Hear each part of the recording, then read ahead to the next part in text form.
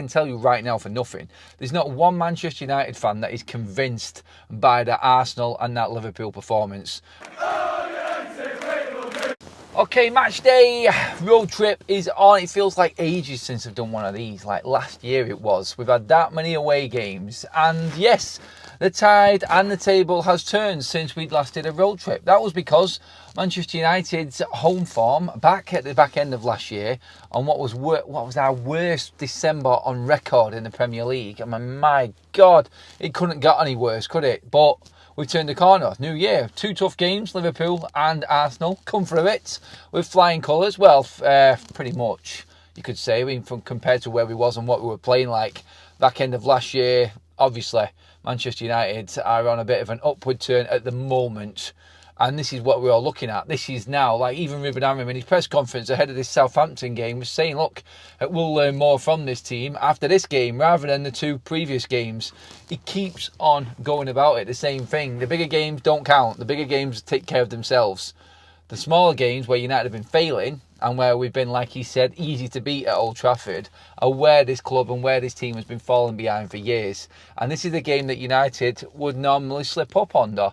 And he's right. He's bang on the money. He is. And it is now down to these players to see, all right, you got up for the big games. You weren't embarrassed. You did really well. The crowd right behind you, fans, supporters, got a little bit encouraged. But I can tell you right now for nothing, there's not one Manchester United fan that is convinced by that Arsenal and that Liverpool performance. All that matters to this fan base is we beat Southampton. It's that simple. If you don't beat Southampton, you just go straight back to where you was at the turn of the year with everybody completely dejected and everybody wondering where this club is going. And let's be honest, if we don't beat Southampton, we deserve to be criticised to high hell. Honestly, if we cannot beat this shower, I'm saying it's a shower, I mean 6 points. Come on. They're already down. They're relegated halfway through the season. It doesn't get any worse than this. Everyone smashes Southampton. I mean, you look at the home games, like even Ten Hag managed to get a 3-0 win at the start of the season against this lot. Spurs are going to smash 5 in there at their place. Brentford have gone and smashed 5 in at St Mary's, and Brentford don't win away from home. We know that. And we are at Old Trafford against Southampton, who just don't travel. They don't travel well at all. We have to win this game. It's as simple as that. In terms of performance, are we looking at performance? Are we looking at points right now? Well, there's a bit of both. There's a bit of both, isn't there? Because United fans are looking for that solid, robust, energetic, all-in sort of performance, but we also want a result out of it. And where the results have been great, let's not forget, we got through the Arsenal game on penalties, so effectively it's 2 draws. When did we last see a win? We have to think all the way back, keep going back. Yeah, it's Man City. That's the last time we actually seen a win in 90 minutes. So as where it's been encouraging the last couple of weeks and the turn of the year, we still haven't won a bleeding game. So we really do need to put that to end tonight and actually get Southampton taken and take them to the bleeding cleaners, because United need goal difference. -5. I mean, I did a show this morning, and every time I do a show, I've got all the graphics up. I can see the league table and everything that's there. I'm just looking at the likes of Fulham, Brentford, Bournemouth, Brighton, Palace now as well. West Ham, all ahead of us in the league. Let's not even get into the Spurs side of things and how bad they are right now. And they're still ahead of us.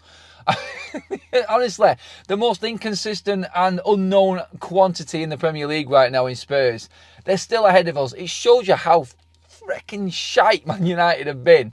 We really have. We have been absolutely beyond shocking this season.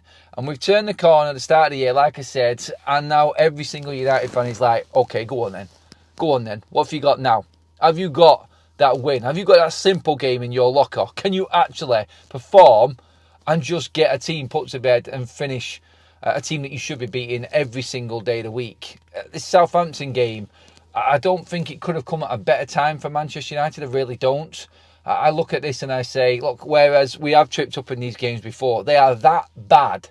It would be the end if United did not beat Southampton tonight. It would just completely undo everything that has been good over the last couple of weeks in 190 minutes.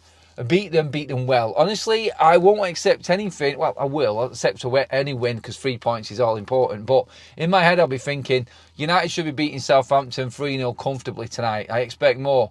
In a way, I'm thinking, you know what, if you're really going to show this Man United face that you have actually turned a corner, you should be hitting 5 past Southampton tonight. That's where I'm at.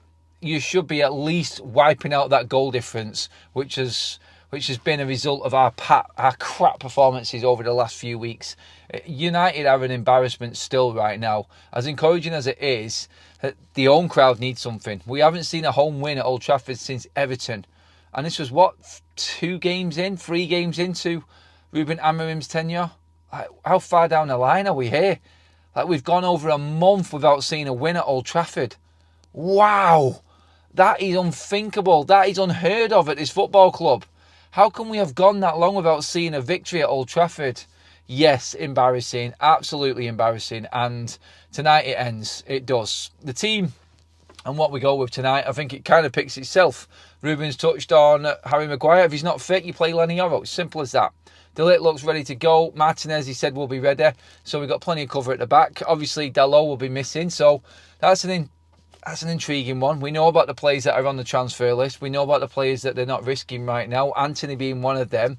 Honestly, if Anthony doesn't get game time tonight, then I don't see how Anthony isn't being sold. Honestly, for United not to be playing him right now, it's embarrassing for him. I think he just needs to be out of this football club. If he doesn't get game time tonight in a game like this, then there's no hope for him whatsoever throughout the season. I've said it before, I would keep Anthony because I think he's probably worth something to us in his wing-back positions if we don't bring anybody in.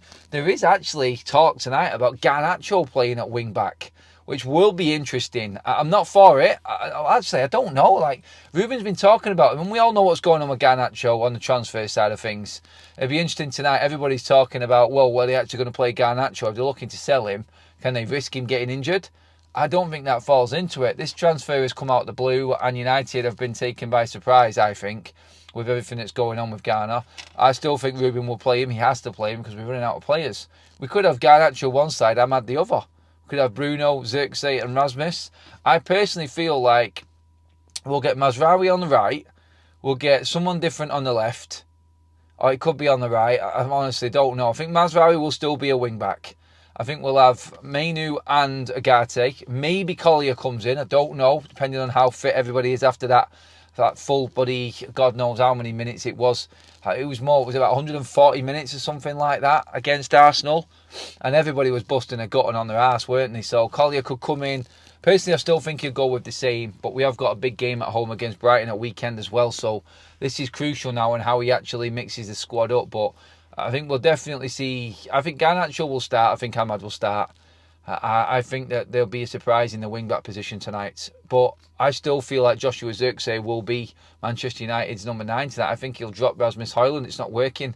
Maybe Joshua Zirkzee, after that performance against Arsenal and what he did and when he came on and how impactful he was, maybe he'll get a start. Let's not forget, in the first fixture between the two this season, Zirkzee ran the show. He had one of his best games in the United shirt. So form for this fixture as well may play a part in Joshua Zirkzee being in this side as well. But honestly, right now, I'm expecting between 3 and 5-0 for United tonight. I won't accept anything less in my head. Like I said, I will accept a win because 3 points are all important right now. But yeah, heading into Old Trafford, make sure that you stay tuned for all of the after-match content and everything that's coming out from Old Trafford, raw footage, raw emotional reaction to what is hopefully a Man United win from inside Old Trafford. That's what we're doing later on. Thank you, everybody. Get your comments in below. Who's starting?